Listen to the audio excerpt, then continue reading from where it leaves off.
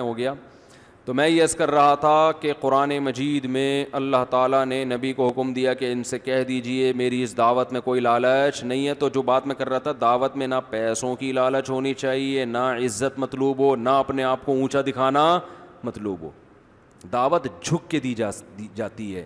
دیکھو تبلیغی جماعت اتنی کامیاب کیوں ہے, اتنی کامیاب, حالانکہ ایک پیسہ بھی نہیں ملتا, کھانا چائے نسوار پان گٹکا سب اپنے خرچے پہ. جب آپ 1 سال جنگلوں میں پیدل لگا کے آؤ گے تو کوئی ایئرپورٹ پہ پھول لے کے کھڑا ہوا نہیں ہوتا ہے بھائی. نہ دفتر میں کوئی انکریمنٹ لگ جاتا ہے, نہ گورنمنٹ کی طرف سے کہ ماشاء اللہ چونکہ ان کے کوئی سرٹیفکیٹ بھی نہیں ملتا. آپ بتاؤ میں سال لگا کر آئے ہوں, وہ غلط کیا ثبوت ہے کہ ثبوت تو کچھ بھی نہیں ہے. مدنی مسجد فون بھی کرو گے شاید وہ بھی کہہ لیں ہم تو جانتے ہیں نہیں اس بندے کو ہے کون. کچھ بھی نہیں مل رہا ہوتا, پھر بھی اتنی کامیاب کیوں ہے؟ پھیلتا ہے, جو کام پھیل رہا ہے. وجہ کیا ہے کہ جب یہ دعوت دینے کے لیے جاتے ہیں تو اپنے آپ کو چھوٹا بنا کے, یہ نہیں کہ ہم تیرے کو سکھانے آئے ہیں, تجھے کچھ پتہ وتا ہے نہیں بھائی, ہم سیکھنے آئے ہیں, آؤ مسجد میں بیٹھ کے مذاکرہ ہوگا, ہم بھی سیکھیں گے آپ بھی سیکھیں گے, ہم نے تو خود کلمہ پڑھا ہے تو ہم سیکھنے والے.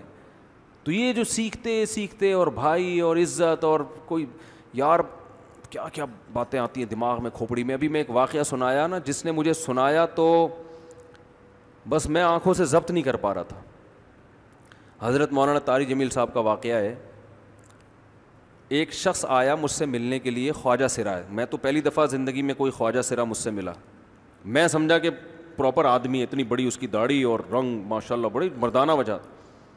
لیکن جب بات چیت کا انداز ہوتا ہے تھوڑا سا وہ ایٹیٹیوڈ سے اندازہ ہو گیا کہ یہ مکمل مرد نہیں ہے. تو اس نے مجھے خود بتا دیا میں خواجہ سرا ہوں. میں نے کہا بھائی ہم سے ملنے کے لیے کیسے آئے آپ, اتنی بڑی داڑھی آپ کی. تو اس نے اپنا جو واقعہ سنایا نا, میں 3 دفعہ وہ واقعہ سناتے ہوئے رویا ہوں. اور جب وہ سنا رہا تھا اس وقت میرے آنکھوں سے آنسو نکل رہے تھے. اس نے یہ ابھی بھی میرا بیان سنتا ہے وہ. اس نے واقعہ سنایا کہ میں جب پیدا ہوا تھا نا تو میں خواجہ سرا تھا. گھر میں ایسا بچہ پیدا ہو جائے والدین کی طرف سے عزت نہیں ملتی.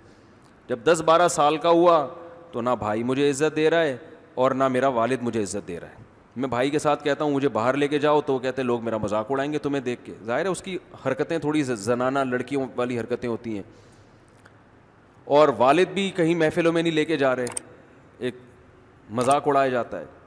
کہنے ایک دفعہ میں کہیں گزر رہا تھا تو یہ جو ہوتے ہیں نا خواجہ سراؤں کی پوری ایک جماعت تھی, انہوں نے مجھے پہچان لیا, دیکھا اتنا اچھا. اس وقت نہ اس کی داڑھی اور یعنی اس میں خواتین والی ہی علامتیں تھیں زیادہ. تو انہوں نے مجھے کہہ رہے ہیں اتنی عزت دی, کھانا کھلایا اور اپنے گرو کے پاس لے کر گئے. اور گرو نے کہا کہ تم ہمارے ایجنٹ بن جاؤ, ہم تمہیں پھر ڈانس ماس کروائیں گے, آدھے تمہارے آدھے ہمارے, جو بھی اس کا سیٹ. کہہ رہے مجھے پہلی دفعہ کہیں عزت ملی. تو لیکن میرے ابا کو پتہ چل گیا تو ابا نے لا کے طبیعت سے کوٹ دیا, ٹھیک ہے نا, کہ دوبارہ ان میں نہیں بیٹھنا. ٹھیک ہے ہم نے توبہ کر لی بھائی, یہ برے لوگ ہیں, ڈانس ماس اچھی چیز نہیں ہے, ٹھیک ہے. تو اب کیا ہوا, کہتے ہیں کہ پھر جو ہے نا کچھ دنوں میں کہیں کسی سے جھگڑا میرا ہوا کسی بات پہ, تو اس نے انتقام لینے کے لیے شکایت لگا دی ابا کو کہ یہ دوبارہ ان کے پاس گیا. حالانکہ وہ جھوٹی شکایت تھی. اب ابا کو لگا کہ یہ صحیح کہہ رہا ہے جس نے شکایت لگائی ہے, کیونکہ شبہ تو تھا نا ابا کو دوبارہ جائے گا. ابا نے پھر مارا. تو کہہ رہے ہیں میں بول رہا ہوں کہ میں نے یہ کام نہیں کیا, میں نہیں جا رہا ان کے پاس, میں نہ ناچ گانا سیکھ رہا ہوں, کچھ بھی نہیں. لیکن ابا نے اس کی باتوں میں آ کے انکوائری نہیں کی ہوگی پوری, وہ سمجھے ہوں گے کہ بھائی ایسا ہی ہے. تو ابا نے پھر کٹائی لگائی. تو اس کے دل میں منفی جذبات پیدا ہو گئے اور یہ گھر سے بھاگ گیا کہ بھائی مجھے ویسے تو عزت نہ یہاں مل رہی ہے اور میں ذلت برداشت بھی کر رہا ہوں تو بھی. کہہ رہے میں وہاں چلا گیا.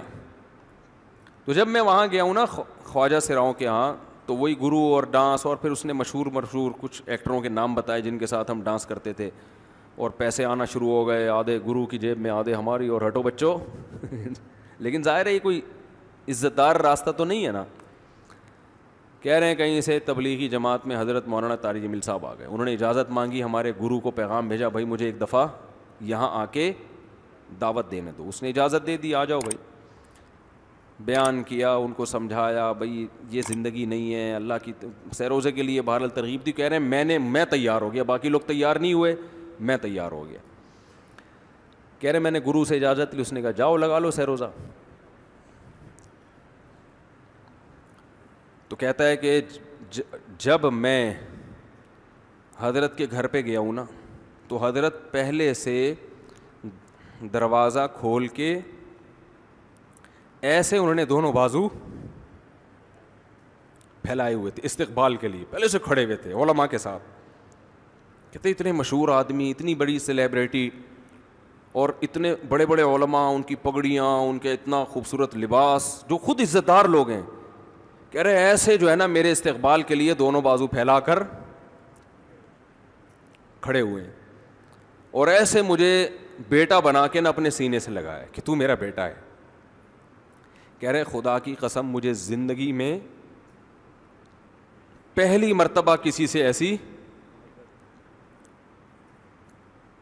پہلی مرتبہ ایسی عزت ملی مجھے کسی سے, اور اس عزت دینے میں مولانا کا کوئی مفاد, بولو بھائی, کچھ بھی, بلکہ ذلت ہوگی نا. لوگ کہتے ہیں خواجہ سرا کو بیٹا بنایا ہوا ہے, اور اس وقت تو اس میں بیچارے میں کچھ زنانہ سی علامتیں بھی تھیں. تو خواجہ سرا کو کیا دے رہے ہیں, عزت دے رہے ہیں. کیا کسی تاجر پہ محنت کرو تو تھوڑا چندہ دے دے گا مدرسے کو, ایسا ہی ہے نا. اور کسی افسر پہ محنت کرو تو تعلقات کیا ہو جائیں گے, جب وہ دین پر آئے گا تو اس سے کیا فائدہ. اس کو تو باپ ایسے ان لوگوں کو ریجیکٹ کر دیتے ہیں, بھائی اپنانے سے. کہہ رہے مجھے یہ اپنا رہے ہیں, ایسے سینے سے لگایا انہوں نے, اور مجھے سہ روزے کی جماعت میں اپنے ساتھ لے کر گئے, کھلاتے تھے, بڑا خیال رکھوایا میرا.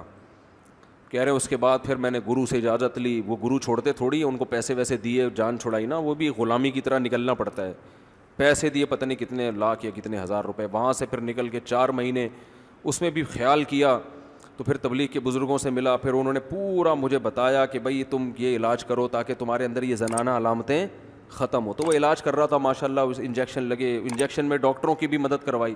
یہ ایسی این جی او ہے میرے بھائی جس کو کوئی بھی این جی او نہیں کہتا, نہ ان کے کوئی اشتہار آ رہے ہیں. کتنے لاکھوں لوگوں کو اس طرح سے یہ لے کر بھی آئے اور ان کے مسائل بھی حل کیے, مگر نہ کوئی ویڈیو بن رہی ہے, نہ کوئی اشتہار آ رہا ہے. یہ تو اس نے خود مجھے بتا دیا نا, اور اس نے کہا ایسے سینکڑوں لوگوں کے ساتھ ہوا ہے. تو اس کی ماشاء اللہ اب داڑھی نکل گئی. اس نے کہا آہستہ آہستہ میں اللہ سے امید ہے کہ مکمل مرد بن جاؤں گا میں. تو یہ ہے وہ دعوت جس میں آپ کا کوئی مفاد بولو نہیں ہے. تو دعوت کے کام میں جب تک اس درجے کا اخلاص نہیں ہوگا اس وقت تک آپ کی دعوت میں جان پیدا نہیں ہوگی.